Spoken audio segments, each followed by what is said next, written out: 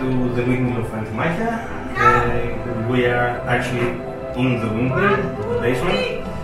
And this is the place that the miller maybe have a rest or make the transaction with the people that brought the wheat to produce flour. You can see some old stuff here from a different era. And basically this is the place that still stands for more than 150 years now. It has been renovated 7 years ago, and it has been in my family for 4 generations now. And it's the last windmill that still stands and produces flour in Greece.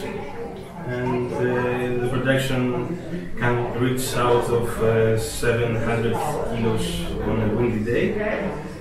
There are 2 big stones upstairs that crush the wheat. Each one of them weighs more than 2,000 kilos. So we have a weight of 4,000 kilos up on our heads now. This is my ancestors. This is my grandfather and his father. And this is actually the windmill, how it looked 50 years ago.